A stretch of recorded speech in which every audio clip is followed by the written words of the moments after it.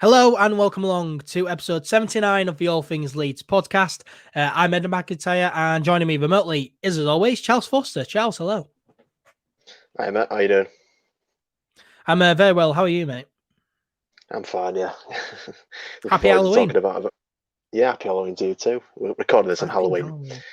Yeah. First Halloween to drop on a Saturday for years, and we can't go out with friends and party, which is unfortunate, but never mind. Happy Halloween anyway. And I hope you're well, mate. How are you doing? Yeah, I'm fine. I'm feeling fine. Just a bit disappointed about not being able to do much at the moment. So I imagine that's the same for everybody. Yeah. Good week, mate? Yeah, it's been all right. Just been at work, so not done much. Nice. Busy. And we're going to be busy in this podcast as well. We've got plenty coming up in the show. We will be reflecting, of course, on that 3-0 win away at Aston Villa.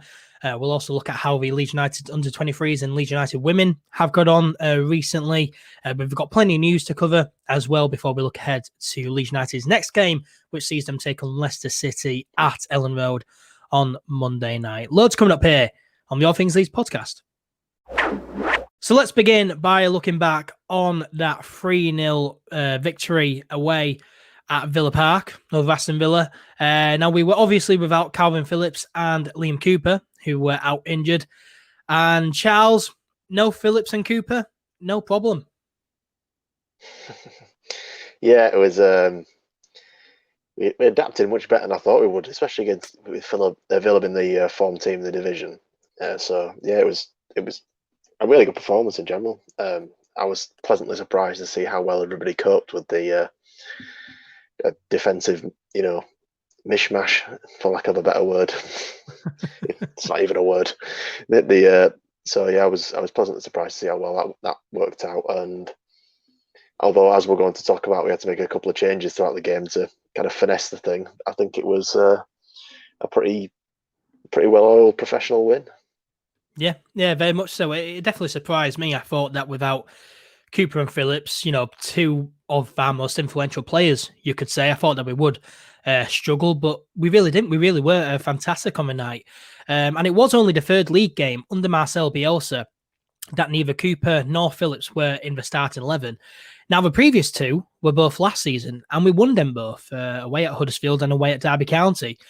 So it turns out, Charles, that we don't do too bad without two of our most influential players, which is it's quite pleasing, really. It's pleasing, but it's not something you want to get into the habit with, playing without your best players, because eventually you do get caught out. So yeah, it's pleasing to see that we've got sufficient depth, because that's always been a bit of a worry, particularly with regards to that defensive midfield position. But yeah, I'm pleased to see how well it went. Yeah, very much so. Of course, in the absence of Cooper and Phillips, a bit of reshuffling happened in the starting lineup defensively. So the back four was Stuart Dallas, Robin Koch, Luke Kaelin at left centre half, and Alioski at left back. And then in the central defensive midfield position was Pascal Struijk. And we'll get on to Pascal Struijk in a moment. But just a word on Liam Cooper. Wow. Left centre half, and he did not look out of place at all, did he, Charles? Liam Cooper? You mean Luke Kaelin? Oh, Luke Kaelin. Yeah, I was going to say he was injured. He has played centre half previously for us, and I think he did it for Yeovil as well. And when he was in Arsenal's youth academy, I think he played a lot at centre back. So we know he can play there, but we obviously miss him and his overlapping runs when he's not playing on the right back. But I think he was probably one of the better performers on the night. Obviously not man of the match, as we're going to speak about, but because there's only one man that's going to get that one.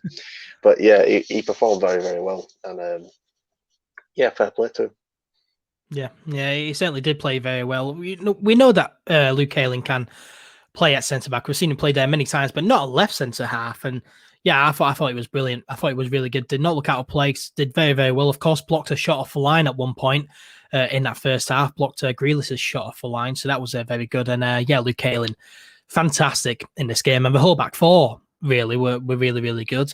Now Pascal Struijk, he didn't play badly in defensive midfield, but of course he was subbed off after 21 minutes for Jamie Shackleton, which might have been a bit harsh, but Struijk was on a yellow card, and the way he was playing, a red card was probably inevitable. So probably a smart move by Bielsa, really, Charles. Yeah, I think it was cautious from Bielsa because I think Villa were planning on using that as a weakness to exploit. You know, I mean, their game plan in general is to get the ball to Grealish as often as possible. But if you get the ball to Grealish and the other team's defensive midfielder can't really do much, or can't foul, they can't give you the tactical foul, then that's even better. So I think that was the plan. Although the one he got the booking for, I didn't think was a booking. It was a foul, but the way it was Grealish's theatrics which won the yellow card. Because if you watch it in slow mo, first of all, Grealish drags his foot to hit as much of Struijk's leg as possible when he could easily not avoid it, but not hit as much of him as possible. And then he was writhing around on the ground for ages in the build up to, I think Villa were attacking at the time, so Struijk got booked afterwards. But it was just not great. I mean, I don't like Grealish at all. I think he's a cheat. I think he's a good player, but I think he's a cheat. So that's just the way it is. So yeah, I think it was a smart move by Bielsa to shake things up and give Matthijs Klich the as much freedom to be the shit house we all know he is inside. yeah, that was an interesting move, really. Of course, bringing Struijk off, someone had to fill that defensive midfield role then. And yeah, it was Matthijs Klich. We haven't seen him play there before under Bielsa. And Klich did quite well, to be honest. Didn't look out of place there. So if, Phillips is out, any other time, then Klich can easily fill that role, probably. Yeah, I think it wouldn't be my first choice just because he's not as physical and he's not as good a tackler as Forshaw or Phillips. But I think him taking one for the team and playing in that anchor role gave Jamie Shackleton a lot more freedom to basically run around everywhere in the way that Jamie Shackleton does. He's use as much of his energy up as possible and get in some really good positions, which he did a couple of times. So yeah, fair play to Klich. So it can't be easy being asked to play in a role which you've never played for Leeds before. yeah, and there's a really good moment in the game as well with Matthijs Klich where I think Leeds win a free kick, and you know how players do to pick up the ball and throw it a few more yards forward than it should be, and then one of the opposition players goes and kicks it back, saying, "Oh no, you're not taking it from here. It's back there is where the free kick is." So Klich did that. He moved the ball forward a bit more, and the Aston Villa player, I think it was the right back, just went to the ball, kicked it back to Klich, saying, "No, you're taking it there."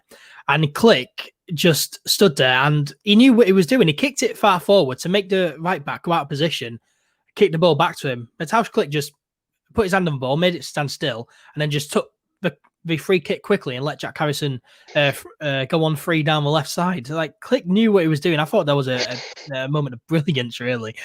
And Jamie Shackleton as well. He was really good, and a lot of credit to Jamie Shackleton as well, Charles. Yeah, because it was I think it was his third or fourth Premier League appearance. I think it's his third Premier League appearance, and he played 70 minutes, and I think he was really pleased to get that amount of time on the pitch, and I think he really did get in some good positions, a lot of energy, and there was a lot of space in the middle of the pitch as well. It was quite an end-to-end game, so there was a lot of space in the middle of the pitch, which Shackleton managed to exploit, and Rodrigo exploited well as well. I thought they worked well together, and they found themselves because. At times we would overcommit and then they would counter, and then they would overcommit and then we would counter. So there was always lots of space in the middle of the pitch.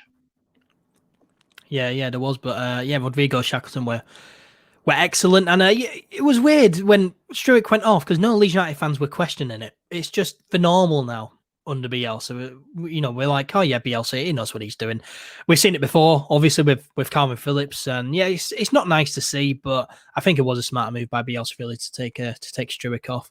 And yeah, Leeds played really well on the night. First half, both teams created chances. Bamford missed a few good chances in that first half, but as we'll come on to, those did not matter one bit. 0-0 at half time. The second half was pretty much all Leeds United, really. Aston Villa did have a few chances early on in the second half. Elland Messier did pull off a few good saves at 0-0, denying Jack Grealish a goal when he went on a very good run, and a nice fingertip save as well from that following corner. And Charles, at 0-0, if it does go in, which they could have easily done so, it's a different game. So big credit to Elland Messier. Yeah, he made some decent saves, particularly the Grealish one. I thought it wasn't right at him, but the follow one from the following corner was just above him, so he didn't have to move too much. So that was pretty standard. But the Grealish one was good because it was. I thought for sure, because if he'd have scored that, we'd have been seeing that on endless Sky replays for days afterwards. So it would have been horrible. Really pleased that came to nothing. Villa did have their chances, but they kind of folded once Bamford had scored. They really didn't. In the second half, we steamrolled them. Really, as soon as they went behind, they just gave up. I think it's because they haven't had, although they were used to, losing a lot last season, because they've had such a good start and they haven't gone behind in it. When Bamford scored the first one, that was the first time they've been behind in the game this season. So I think, and they've got a few new players in, a couple of new players anyway. So they're trying to adjust to that kind of scenario, because we've been behind in games and had to come back a few times. The Liverpool one comes to mind. We came back 3 times. The Manchester City one, we came back and to equalise. So we've had games where we've had to get back into it, and Villa haven't had that. And I think they really didn't adjust well to us being in front. I think once we went in front, we kind of turned the screw and turned on the style a bit and blew them away. Yeah, we certainly did. Aston Villa just crumbled after we went 1-0 up. Of course, we went 1-0 up on 55 minutes. Patrick Bamford scoring the opening goal of the game and finishing off a really nice move. And, it may look a simple finish, but in reality, it's quite a hard finish, really. And it was a very good finish as well from Bamford, wasn't it? I thought it was intelligent, because I think with the amount of time he had, and with him seeing that Mings and Martinez were on the line, he could have just blasted it straight forward, and one of them might have got something on it and maybe potentially prevented it from going in. So for him to recognise that he had all that space to the right of him to blast it into, it was quick thinking on his part, and it was a proper poacher's goal. But they all count, and I love it when Bamford gets those kind of goals. It means he's in the right positions. He's in the 6-yard box where he should be, trying to sniff out mistakes. And it wasn't a particularly bad mistake from Martinez. I think the shot from Rodrigo had quite a lot of power on it, but Bamford exploited that and went and scored, and then it was all pretty much sunshine from there. Other than that one chance that Watkins had towards the end, it was pretty much all Leeds. Yeah, it really was. And Bamford here with a decent finish, finishing off a really nice move, counter-attacking move, really, down that left-hand side. One-touch passes here and there, and Rodrigo with that powerful shot. I think Rodrigo knew that he wasn't going to score, but just to get it there, and, if a goalkeeper parries, then Bamford stares. So, I thought it was a really good move from Leeds United, and, smart finish from Bamford, really, to put Leeds United 1-0 up. It was 2-0 on 67 minutes. Bamford scoring again, and what a strike this was, Charles. What a strike. Yeah, this was brilliant. This kind of reminded me, I don't want to mention him because he's an ex-Scum player, but it had the kind of Ronaldo kind of feel to the goal, where it's just no backlift, just straight in. And it also the Pablo Hernandez West Brom goal, that kind of just perfectly placing it exactly where you want it to go. It was brilliant from Bamford. Everyone goes on about the third goal, and it'd been a bit. The second one was my favourite. I think it was brilliant, just a great finish, and from I think it was 20 yards out, 21 yards out. Yeah, well, it was just on the edge of a D, really, wasn't it?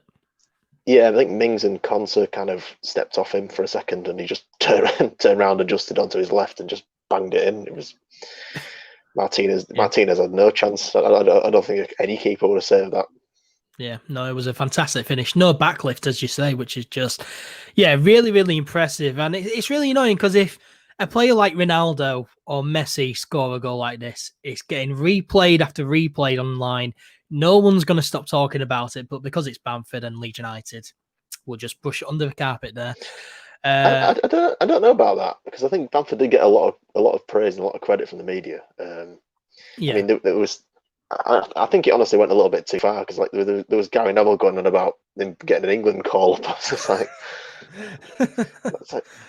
is that how far someone is away from the England squad? One hat trick. Yeah, I Don't get don't me think wrong. Bamford's getting him Don't England get squad me wrong. anytime soon. It was a brilliant performance and a brilliant hat trick, and I'm really pleased with Bamford for getting the goals. But he's not going to get in ahead of Calvert-Lewin. He's not going to get in ahead of any of England's other attacking players. He's not going to get into Sancho or Sterling or anyone or Harry Kane. He's not he's not going to get picked over the captain of England, is he? So, but I think it needs to be. I don't want to. It needs to be a bit less reactionary from the media, I think. But I'm pleased that he got some credit. And yeah, certainly. And this second goal as well came moments after Tyrone Mings had dragged Bamford up by the shirt in an incident. Mings had brought Bamford down. Bamford had clearly hurt his foot, and I don't think he was trying to get Mings sent off. He clearly hurt his foot, but Mings was just like, "No, you're faking this," and just grabbed his shirt and just pulled him up. And Mings already on a yellow card.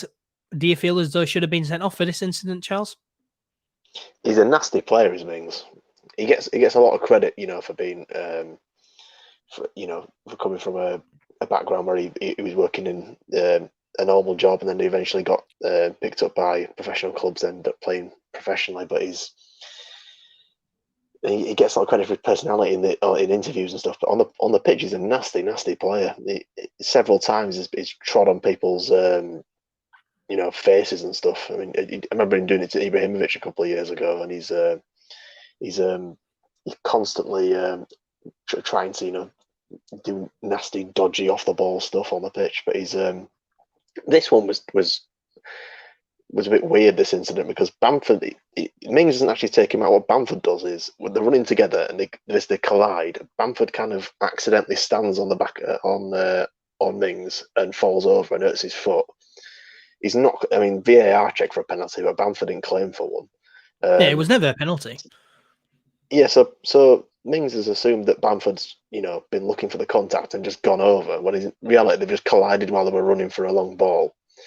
And as you say, he's already on a yellow. If you're physically grabbing and pushing people, which he did, picked him up and pushed him, then that is at least another yellow. So he should be off. I mean, since when was dragging another player up by the shirt, by the collar, not an offence? Like, since when was that allowed in football?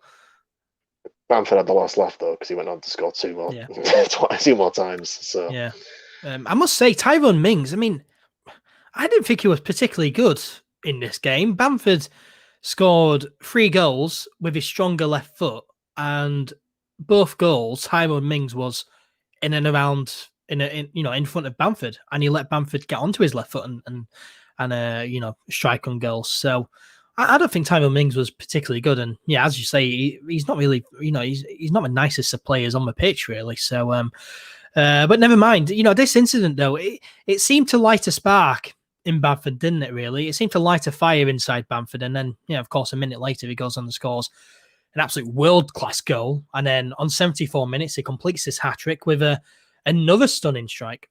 This was a great goal as well. It's we're already 2-0 up at this point, and people are wanting to slow the game down. But it comes from Meslier and Dallas recycling the ball a couple of times and then working it through the midfield through Rodrigo. Yeah, and then we get to the end of the pitch, and it's Rodrigo's great. This is the one where it's Rodrigo's great pass to Helder Costa. He works it inside to Jamie Shackleton, who it's a great kind of reverse pass from Shackleton back to Costa into Bamford.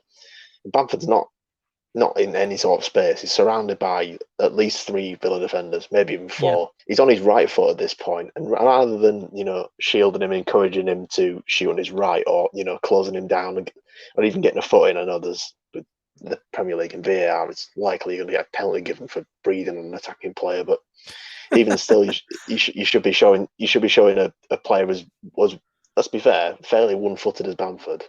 Yeah, he definitely much prefers his left foot. He should be showing him onto his right and making him take a shot from a bad angle. But instead, they let him shift his entire body shape onto his left foot, let him take the shot because they think he's just going to sky. I don't know whether they think he's going to sky it or they don't want to put a foot in case they give the penalty away. But he just slots it perfectly past Martinez, and it's 3-0 game over. Yeah, and it's a beautiful. It got compared to a couple of Bergkamp's goals.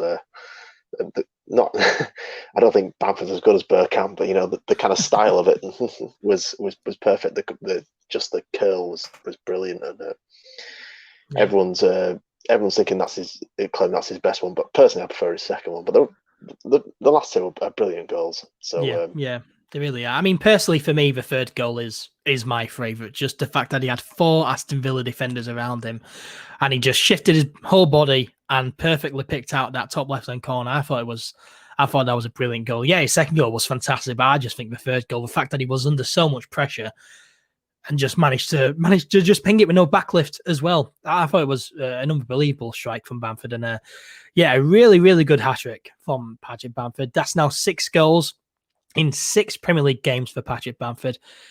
He's just having an unreal season, isn't he?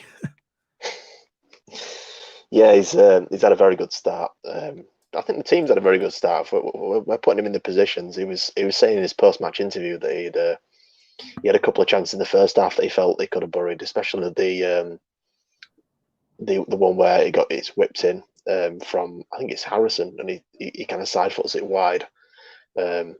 He felt they could have done better with that shot. But if you're scoring, if you're number 9 scoring, there's no issues, is there? He's going to have zero pressure on him. I think he's earned himself a bit of breathing room from criticism anyway, because when they're a new team to the Premier League, he's not played in it for years as Bamford, and he's come back a very different player. And you're getting all these Sky interviews saying like, "Oh, your record last time wasn't very good." I mean, that's because it was like 21, 22, getting like 2 minutes off the bench here and there. And he said as much in the interviews, like, I didn't really get a chance last time. And I think he's really repaying some of the faith that Bielsa's had in him at the moment. I hope he can keep it up. Yeah, certainly. Hopefully Bamford does keep up this fantastic form. So here's a few stats for you. Credit to Andrew Dalton, also known as LUFC Stats, for all of these. Patrick Bamford now will need to score in the month of May to complete a full set of scoring in every calendar month for Leeds United. Bamford is the first Leeds player to score 3 goals in one game since Kemar Roof against QPR in December 2017. Therefore, the first Leeds player under Marcelo Bielsa to score a hat-trick. Patrick Bamford is only the second Leeds United player to score in the club's first 3 away league matches of a top-flight campaign since Gordon Hodgson in 1937-38. And it is also the first Premier League hat-trick scored by a Leeds United player since Mark Viduka against Charlton on April the 5th, 2003. Back onto the Villa game then. So we brought on Rafinha later than we saw him in the Wolves game, which, we were hoping we'd see him a bit earlier, but he came on 83 minutes this time. And Rafinha, I thought he looked brilliant as well. Made that superb pass out wide to Jack Harrison, didn't he? Did Rafinha, and he looks a good player, Charles. He does. I watched him in the under-23s as well the other day because he was playing in that game for a bit.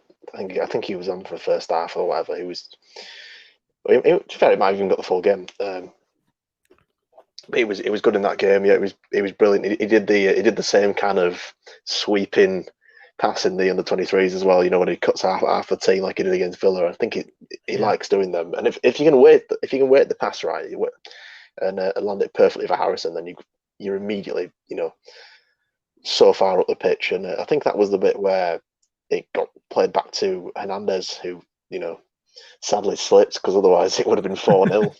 Yeah. So yeah, he is looking like a properly talented winger. Just to hope we can see a bit more of him. Yeah. While everyone's playing well, he's going to have to bide his time. It's you don't change a winning formula. Yeah, certainly. You certainly don't. So, yeah, Rafinha, I hope we see more of him, but he's certainly looking at a really good player at the moment, and really glad we signed him. But Leeds United, of course, held on to win 3-0, putting an end to Aston Villa's 100% record in the league. That was Elland Meziger's 9th clean sheet in 16 appearances for Leeds United. Just incredible. I still can't believe we only got him for £5 million and he's this good at 20 years old. Mezier's just going to be unbelievable in a few years. And that was Leeds United's biggest Premier League away win since a 6-1 victory over Charlton Athletic on the 5th of April 2003. Just a surreal night, Charles, and a surreal performance from Leeds United. It was surprising. I was surprised. I thought it was going to be. I mean, Villa had the chances, but I thought it would be a bit more. To be a bit more on edge, but we just, as soon as we got the breakthrough, we were brilliant, and I thought we were good in the first half as well.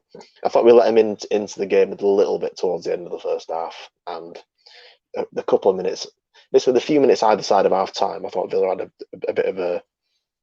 a tiny period of dominance, but other than that, I thought we were brilliant for the rest of the game, and I think we thoroughly deserved the win.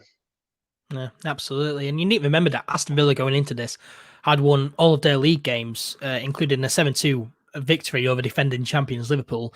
So they're not a bad team, and we've gone away there and just absolutely trounced them. So, very, very pleasing to see. And Dean Smith still hasn't beaten Marcelo Bielsa. Just wanted to get that in there. We did move up into third in the Premier League table momentarily, which was very nice to see. And I did take a few screenshots of that. And that was very nice to see Leeds United third in the Premier League. But we do currently sit 7th in the league table on 10 points, just 2 points from the top 4 and 5. And very good win for Leeds United against Aston Villa. Our great start to the season continues, and hopefully it will continue. We, of course, move on to Monday night, where we take on Leicester City at Elland Road. We'll preview that game later on in the show.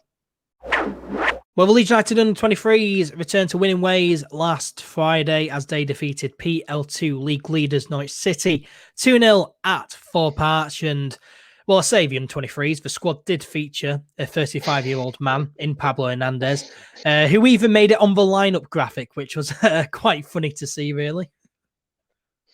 Yeah, it was well funny watching. I mean, it was Pablo. Who basically, set up the first goal in that game. But yeah, it was kind of cheating having half the first team and you're in the 23s to beat the league leaders. That was funny.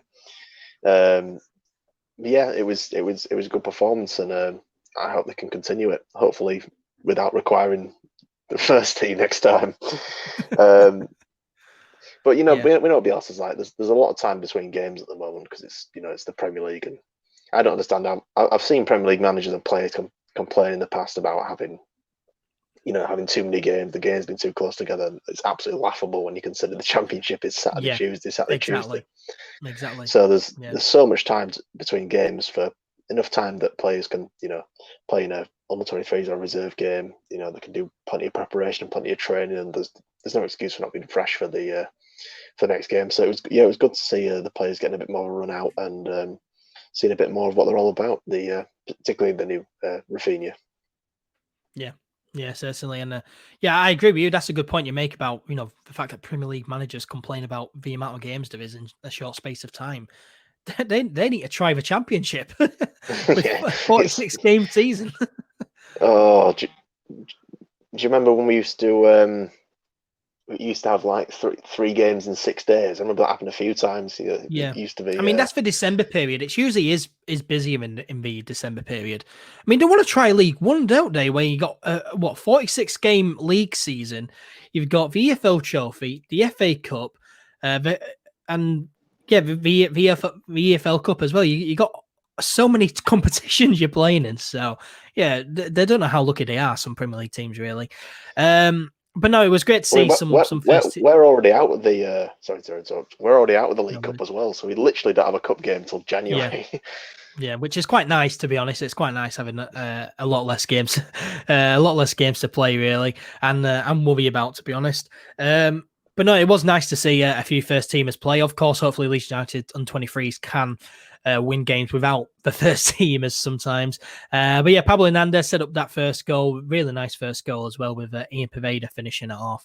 You also had Pascal Stewart and Tyler Roberts playing as well. There was a moment in the game as well. Pablo Hernandez just flattened, I think it was a 17-year-old, someone who, he's definitely over double his age, and just flattened him and picked up a yellow card. Yeah, I think it was because the guy was trying to mug him off in the middle of the game. So he basically, the kid ran past him, so he just ran up behind him and then booted him, which I thought was hilarious as well. Funny. Yeah. I Pablo Hernandez love to see bullying Pablo. kids. Just love to see how wound up Pablo's getting in the under 23s game. It's like how Yeah. competitive he is on the pitch. He's just like, it doesn't matter, Pablo. Even if we lose, it's not that bad. It's just like, Yeah. no, I need to do this. Yeah. I'm not going to let this child mug me off. That was well funny. Yeah, it really was. You also had Key Cook save as well, playing there, and I thought it was average Key Cook save, really. Charlie Cresswell, though, I'm still really impressed with him. I hope he makes it into the first team at some point this season. He's a really good defender, is Charlie Cresswell. But Rafinha, though, the star of the show, really, as you'd expect, he was the only 17 million pound player playing on the pitch in this game. So you'd expect Rafinha to outshine everyone else, playing Champions League football, Europa League football in the past. So yeah, you'd expect Rafinha to be the best player on the pitch. And he really was. He was fantastic, Rafinha. And it was really good to see a lot of how Rafinha plays. Although it wasn't under 23s game. I mean, Rafinha is 23 years old, but no, it was good to see Rafinha playing, Charles, and I'm really excited to see him get a good run in the first team soon. Yeah, be interesting to see who drops out for him. I think it'd probably be Costa who would drop out for him if he was to come in. But yeah, it's great to have a lot of depth and competition for the attacking spots because we've always been going at how shallow the bench is at times, and the how the lack of depth has let us down in the past with injuries and things, and we've got a few injuries at the moment. So, but sadly, not not at the right end. We could afford more injuries at the other end of the pitch than the defensive ones we've got. But it is nice to have a bit more depth, and a player like Rafinha can't hurt your side's chances of staying in the Premier League. Yeah. Yeah, he certainly can. And Rafinha, good goal in this game. And just a very good performance from the under-23s, really. The under-23s, I say that in quotation marks because it did feature 5 or 6 first teamers. But no, a very good win there. And Mark Jackson's under-23 side next take on the Crystal Palace under-23s in the PL2 this Sunday, the 1st of November, with the game kicking off at 1 p.m. And it is being live streamed, so make sure to set your reminders and tune in for that one. And the Leeds United women have also played twice since we last recorded. A 2-0 victory away at Stockport in the FA Cup was followed up by a 1-1 draw with Bradford City last Tuesday evening, moving Dan O'Hearn's side up to 5th in the league table. A good couple of results there for the Leeds United women. They next take on Barnsley at home with a game kicking off at 2 p.m. on Sunday, the 8th of November. So in the wake of the whole pay-per-view debacle, a lot of people are against the whole thing, including us. If you want our thoughts on the whole pay-per-view thing, make sure to listen to the previous episode of the podcast. But a lot of fans are instead donating money to charity and boycotting pay-per-view, which is fantastic to see.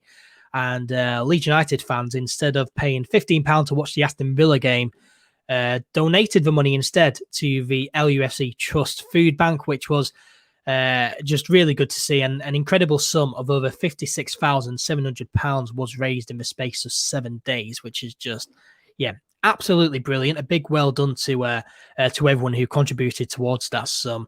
There's not been many pay-per-view buys, only a few 100,000, which may seem like quite a lot to us, but to these companies like Sky and BT is it really isn't much at all. And there are reports that Sky and BT are thinking about scrapping the whole pay-per-view thing altogether, which can only be a good thing, really, Charles. Oh yeah, it proves that if you boycott something and disagree with something enough and act on it, then you can stop people in positions of authority, particularly. I know obviously no one's forcing you to pay for the money to watch your team, but you shouldn't have to pay extra money when people in their current financial situation due to the pandemic. You shouldn't be asked to be paying even more than you're already paying me. £45 a month, £50 a month subscriptions for each TV company. So yeah, it's a shambles really, and the fact that they're thinking of getting rid of it is really good. Although as I say, in addition, I'm also delighted that people have chosen to donate the money instead, because it's far better off feeding kids than it is, lining the pockets of some CEO or some, Yeah. other cretin. So yeah. Yeah, certainly. It's fantastic to see fans instead donating money to good causes instead of just handing it over to greedy millionaires and billionaires, really. And yeah, if you're against the whole pay-per-view thing, then the thing to do is just to not buy it, and the less buys they get, then the more chance there is of getting rid of it. Obviously, though, if the pay-per-view thing does get scrapped, then you'd hope that there is still a good solid option available to watch the game still. And if there isn't, if there is no alternative to watching these games, then I think just keep pay-per-view, because I think the option to watch the game is better than nothing, really. But if they are considering scrapping pay-per-view and there's going to be an alternative option, then yeah, I think that's just really, really promising. Games are still being selected for pay-per-view though. And Leeds United's game away at Crystal Palace next Saturday, the 7th of November, will now be available to watch on BT Sport Box Office. The game will still kick off at 3 p.m. on the Saturday. It wasn't available to watch on TV, but now it is on Box Office. So hopefully that now means more incredible amounts of money being donated to charity. Moving on, Marcelo Bielsa has said in his Leicester City press conference this week that 29-year-old defender and club captain Liam Cooper has returned from his groin strain and is fit. Now, Charles, does Liam Cooper go straight back into the team for you? Yeah, I think so. I think despite how well the team played in the game against Aston Villa, I think we need a bit more continuity, particularly in the centre-back partnership. So I think, and you need to have your club captain in the team when you can, and I think that gives Luke Ayling the chance to go back into his position, and it'll sort out the back line somewhat. I think Bielsa will probably still persist with, persist. He didn't really do much wrong in my opinion, but he'll still have a streak in defensive midfield, but at least gets the back line back to the way it was, so it sorts out that problem.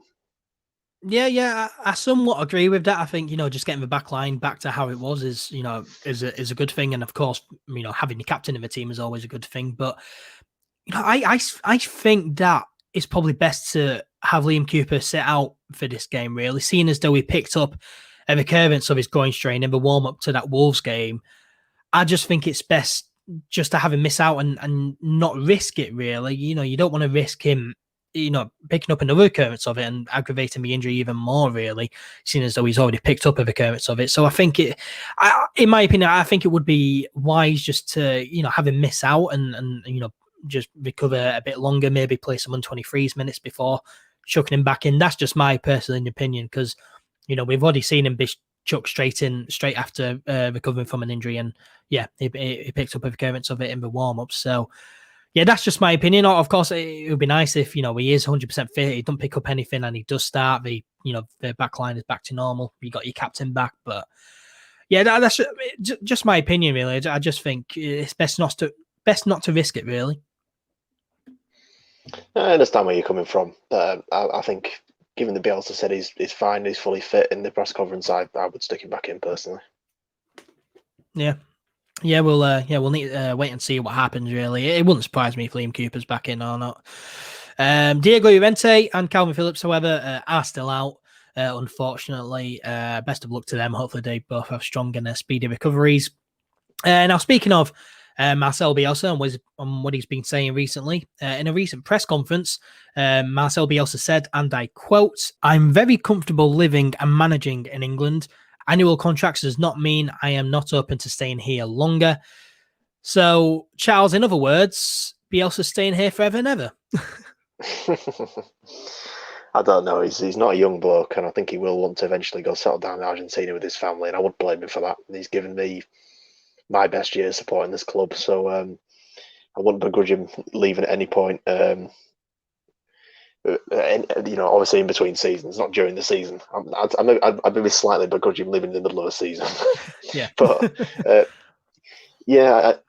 it's good news. It means that there is, he's just being prudent with these 1-year contracts, these rolling contracts. It's not to do with the fact that he thinks he's going to leave every summer. It's just so he's not getting tied down.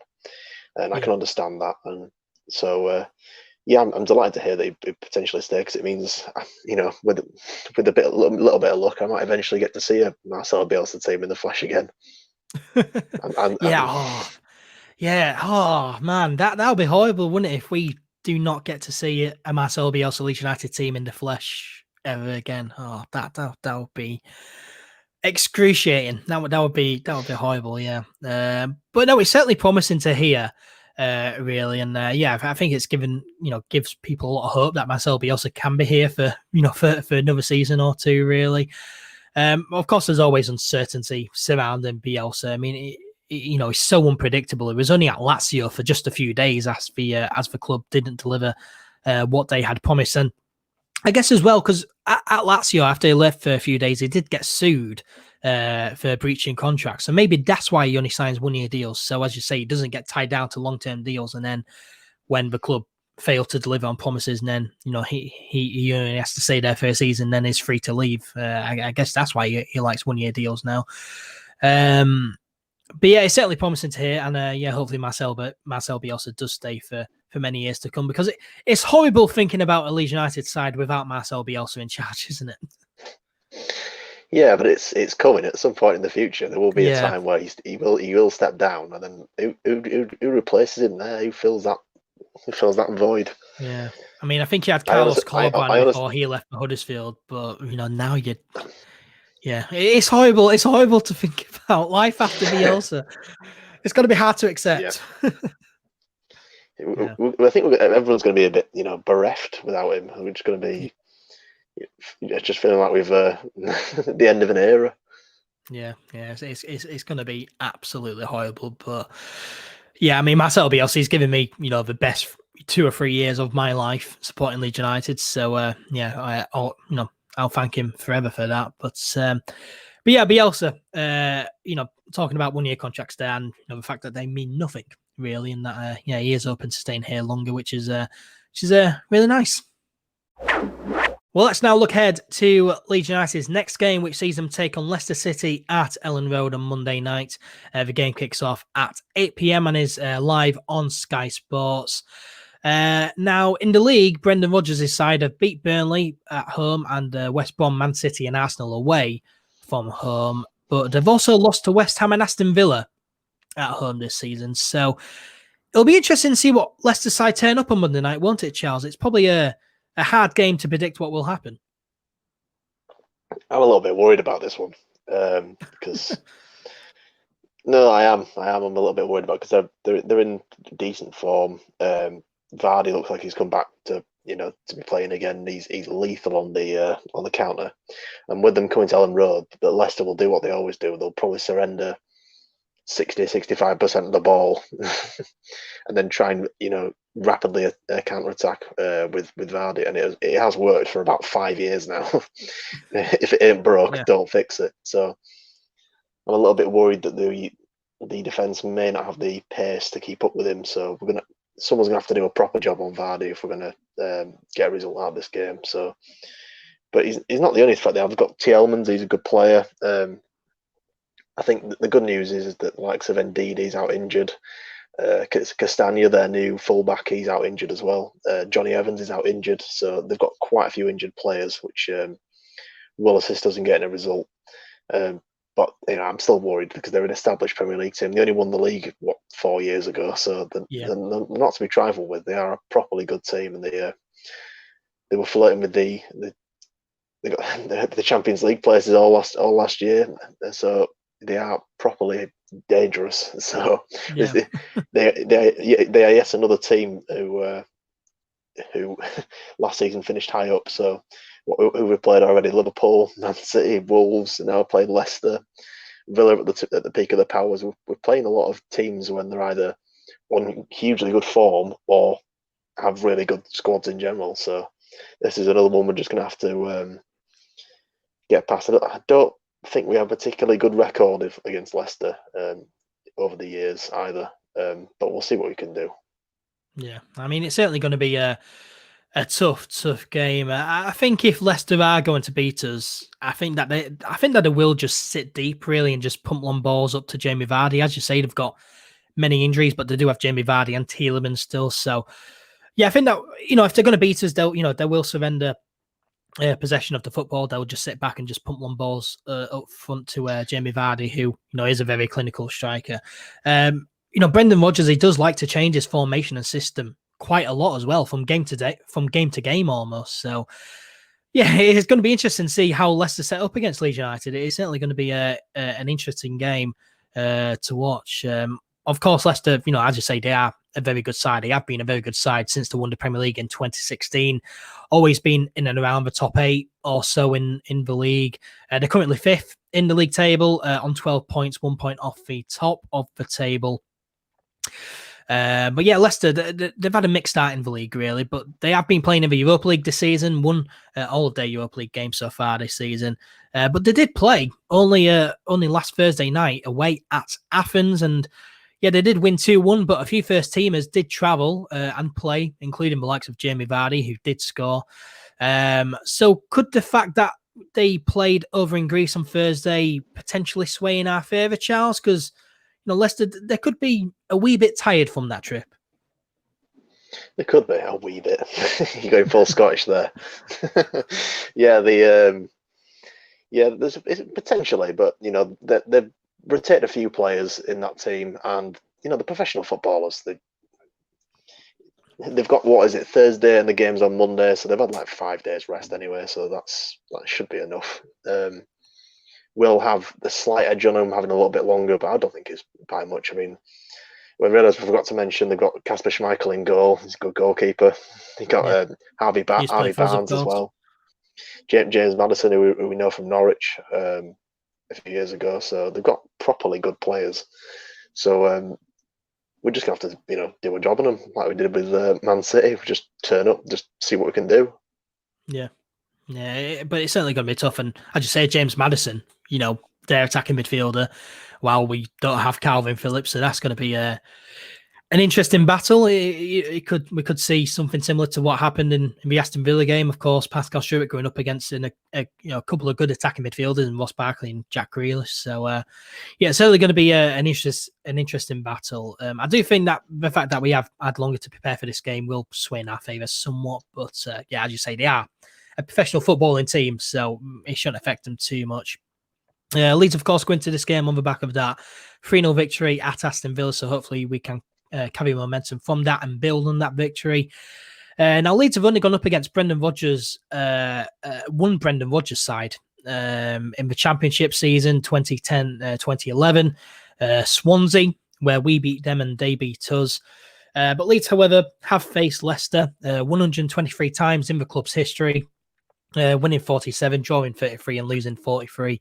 But we've only beat them twice in the last 15 meetings with them, and drawing twice and losing twice in the previous 4 meetings. So, yeah, we don't have a good recent record against Leicester. So how do you see this game playing out, Charles? What's your score prediction for this game? I can see this being a draw, if I'm being honest.